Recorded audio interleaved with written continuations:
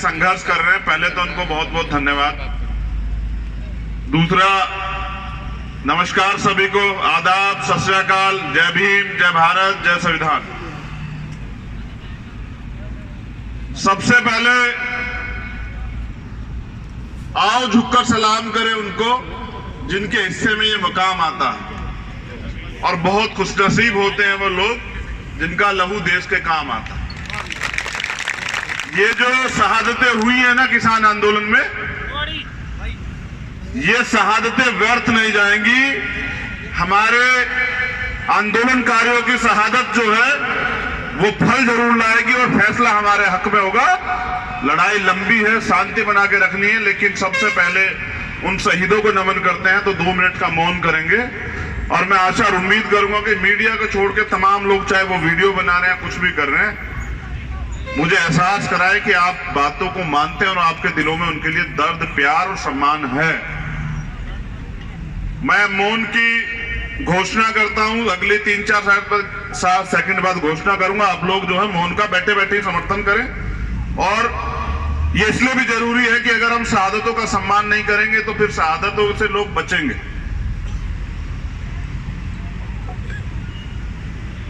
मौन।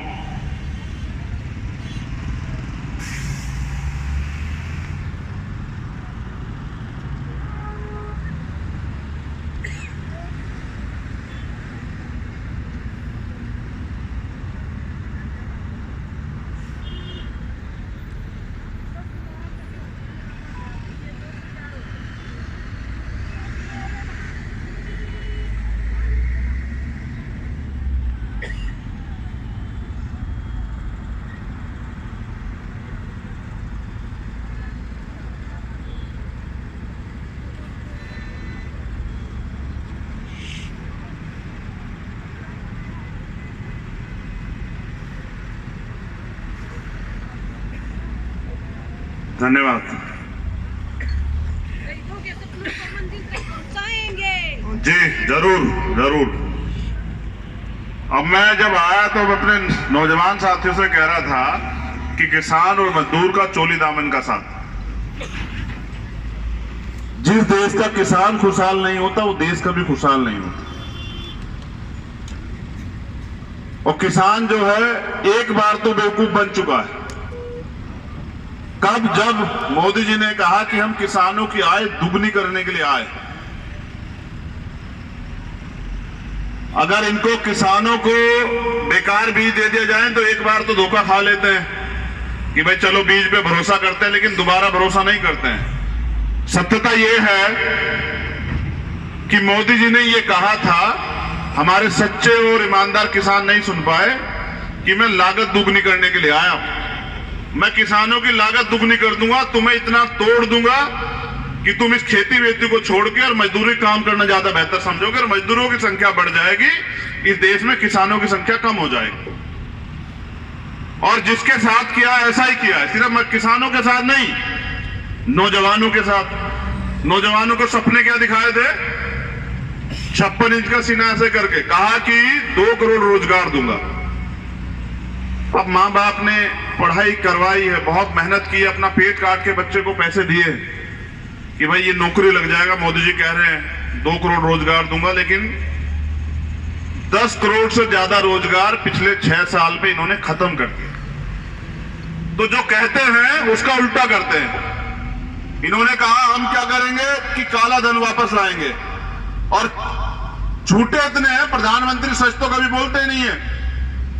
मैं कहता हूं कि हो सकता है कयामत आ जाए जिस दिन प्रधानमंत्री सच बोल जाएं। झूठे इतने हैं कि कह रहे काला धन वापस लाएंगे, और आप विश्वास कीजिए काला धन तो वापस नहीं आया। लेकिन जितने लोग गुजरात के जिन्होंने कर्जा सरकार बैंकों से लिया था वो सारे विदेश चले गए, अरबों खरबों रुपए यहां से लेके जो चले गए। तो इनके नारों की जो सच्चाई है वो उल्टी है। ये कहते हैं कि सबका साथ और सबका विकास करेंगे, लेकिन ये सिर्फ और सिर्फ पूंजीपतियों का विकास कर रहे हैं, अमीरों का विकास कर रहे हैं, गरीबों के लिए खाई खोद रहे हैं। इनको ये नहीं पता जो खाई आप खोद रहे हैं, इसी खाई में एक दिन आपको भी जाना पड़ेगा। क्योंकि हमें याद है ईस्ट इंडिया कंपनी जो है जब आई थी तो कुछ चाटुकार लोगों ने ऐसे ही उनका समर्थन किया था। जब ईस्ट इंडिया कंपनी आई थी, अंग्रेज आए थे, तो कुछ चाटुकार लोगों ने ऐसे उनका समर्थन किया था। और जब वो धीरे धीरे भारत में अपनी जड़ें जो है वो गहरी करती गई, तो उन्होंने इस देश पे कब्जा कर लिया। आज दोबारा से ईस्ट इंडिया कंपनी जो है, ईस्ट इंडिया कंपनी दोबारा से अडानी अंबानी के रूप में दोबारा इस देश में आ रही है।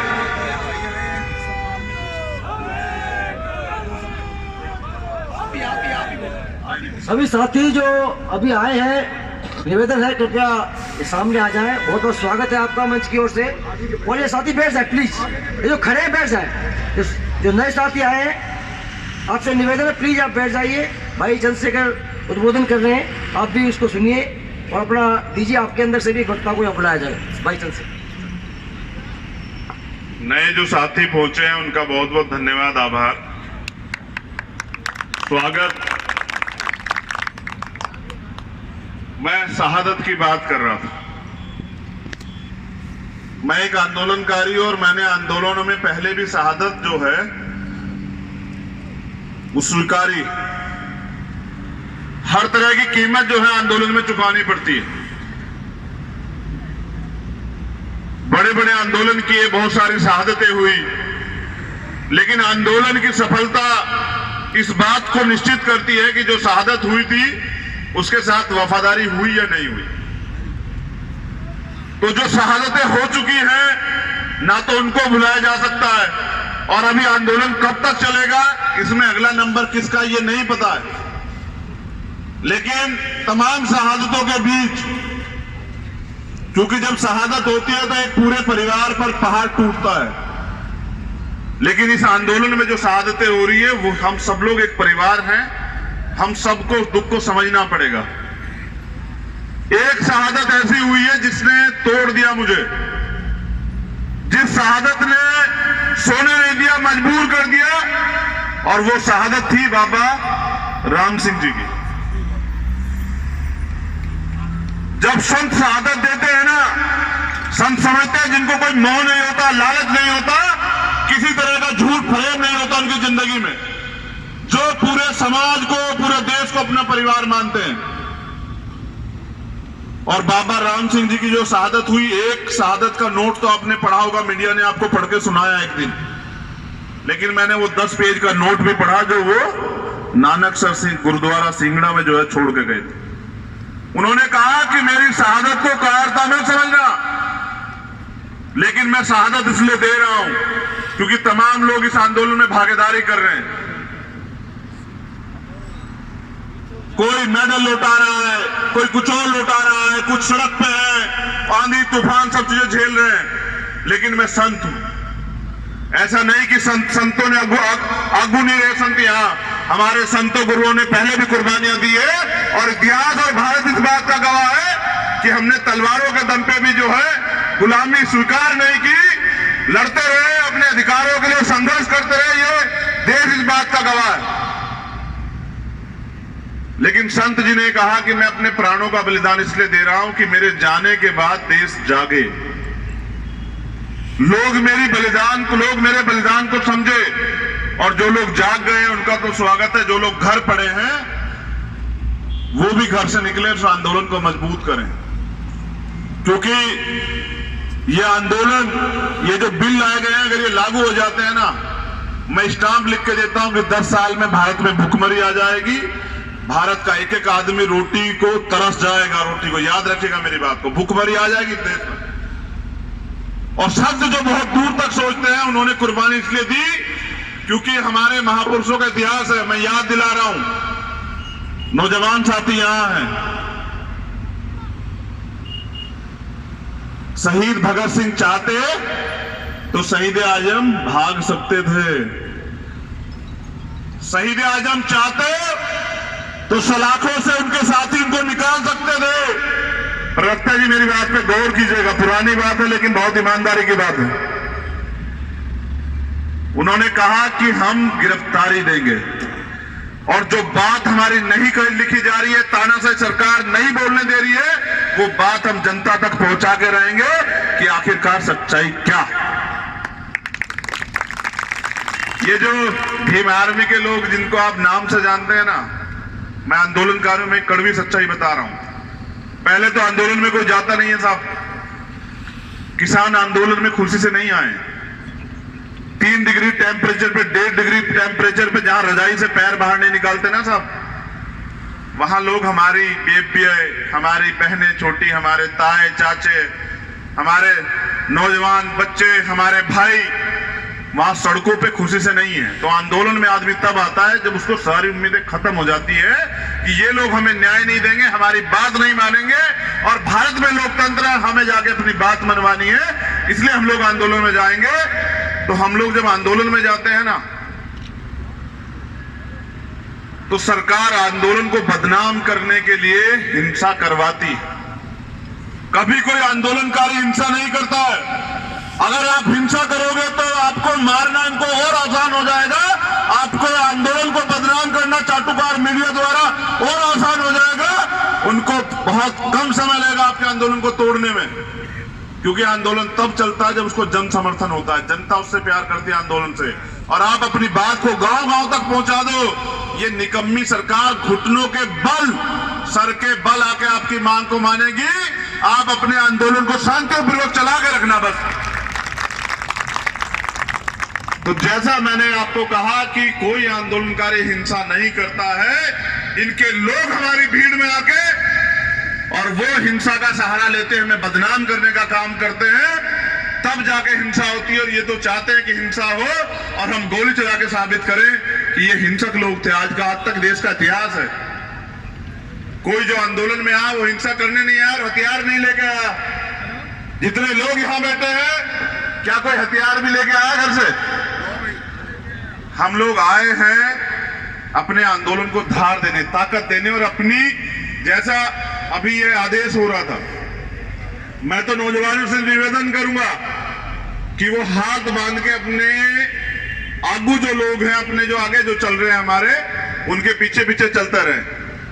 और मैं भी देखना चाहता हूं कि सरफरोशी की तमन्ना अब हमारे दिल में है, देखना है जोर कितना बाजुए का दिल में है, और वक्त आने दे बता देंगे तुझे आसमां, हम अभी से क्या बताएं क्या हमारे दिल में है। आपके सीने पे लगी है कि गोली, अगर ये सरकार, निकम्मी सरकार, ये झूठी सरकार, दोगली सरकार, गुंडे सरकार अगर आपके सीने पे गोली चलाएगी तो फक से जो है हमारा सीना चौड़ा हो जाएगा। कायरता नहीं दिखानी है, क्योंकि हम लोग हक की लड़ाई लड़ रहे हैं। आप इनको गोली चलाने देना, आप ईमानदारी से हाथ बांध के अपने आंदोलन को चलाना, और जैसा मैंने कहा कि आपका आंदोलन सफल भी होगा। बाबा राम सिंह जी की कुर्बानी, उनकी शहादत व्यर्थ नहीं जाएगी, और एक भी शहीद की शहादत व्यर्थ नहीं जाएगी। और आपका जो त्याग बलिदान जो दुनिया देख रही है, ऐसे नहीं समर्थन होता है दुनिया में। कोई ऐसे क्यों ना कर दे किसी को समर्थन कि भाई अच्छा काम कर रहे हैं। समर्थन इसलिए हो रहा है, दुनिया के लोग समर्थन कर रहे हैं, क्योंकि वास्तविकता में यही लोकतंत्र है कि अगर आप किसी कानून से सहमत नहीं है, चाहे वो सरकार ने बनाया या किसी कोर्ट ने बनाया, तो आप लोग आंदोलन करके अपनी बात को रखो।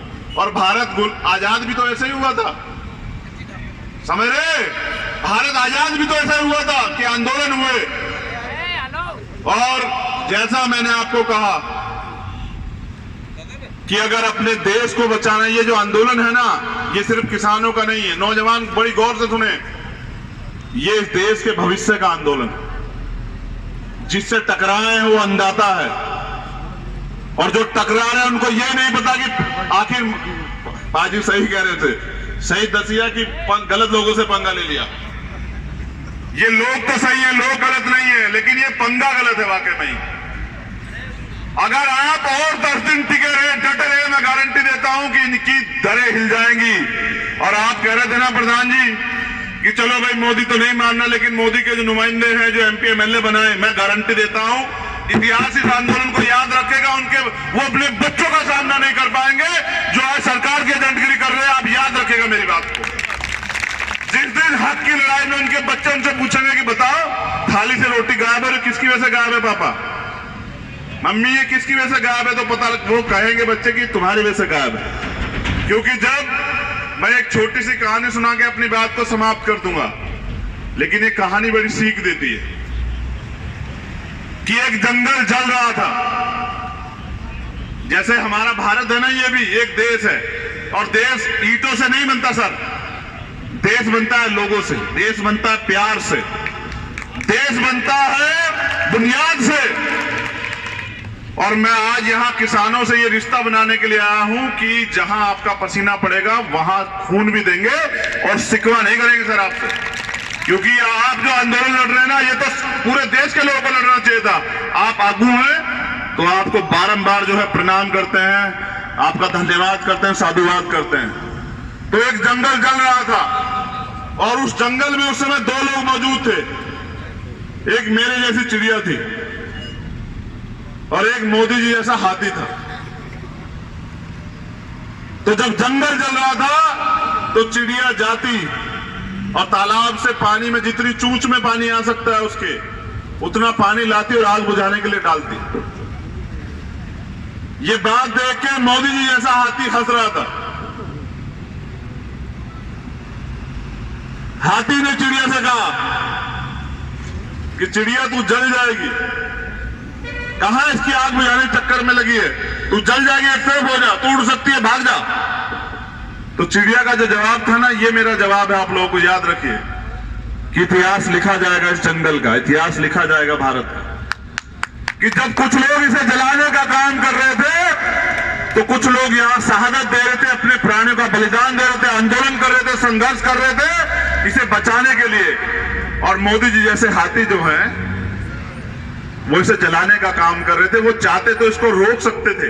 ये जो शहादतें हो रही हैं सर, ये परमानेंट नहीं है, ये कोई नसीब में नहीं लिखा होता कि शहादतें होंगी, लेकिन मजबूर किया गया आंदोलन करने के लिए, मजबूर किया हो गया हमारे लोगों को सड़क पे आने के लिए।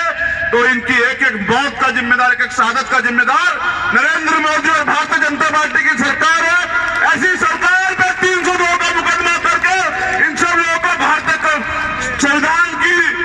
संविधान जो आईपीसी की दंड संहिता 302 के तहत मुकदमा करके भारत की दिल्ली की तिहाड़ जेल में डालना चाहिए। ऐसे लोग तो जो है दफ्तरों में बैठे, महलों में बैठे, और ये जो देश के अन्नदाता है जिनसे देश खुशहाल होता है, वो आज यहाँ माइनस टेम्परेचर में यहाँ पड़े हुए हैं। मैं सलाम करता हूं आपको, मैं आपके कमिटमेंट की, आपका जो निर्णय है, आपका जो संकल्प है, उसके लिए धन्यवाद देता हूं। और मैं विश्वास दिलाता हूं कि जो भी फैसला हमारे किसान संयुक्त मोर्चा का आएगा, आप मेरी उसमें समर्थन पहले ही समझ लेना, मैं हूं या ना हूं आप बेफिक्र रहें। और मैं आज इस मंच से देश के तमाम कार्यकर्ताओं से कहता हूं कि वो जो भी फैसला होगा हम उसमें बढ़ चढ़ के हिस्सा लेंगे, और ऐसा हिस्सा लेंगे कि इतिहास लिखा जाएगा, हमारे सीनों पे गोलियां रहेगी सर, ना तो हमारी गर्दन झुकेगी, ना हम पीछा दिखाएंगे, याद रखिएगा मेरी बात। तो मैं सत्यवान जी से और अनिल जी से और जो तमाम लोग यहाँ के साथ ही तमाम जो नेता हमारे यहाँ हैं उनसे निवेदन करता हूं कि कार्यकर्ता बनके इनमें भी चंद्रशेखर देख के आपको आने वाले समय में जिम्मेदारी अदा करनी है। और यहाँ भीड़ नहीं कम होने दिन सर, जो लोग घर हैं उनको कहिए कि आइए और देश को बचाने की लड़ाई में बलिदान दीजिए। और बलिदान जिन लोगों ने शहादत दिया उनका तो है, जो लोग संघर्ष कर रहे हैं उनका बलिदान है। तो यहाँ संघर्ष करने वाले सभी लोगों को मेरा बार बार धन्यवाद, आभार, और इस विश्वास के साथ आपसे अलविदा भी लूंगा कि ये कमिटमेंट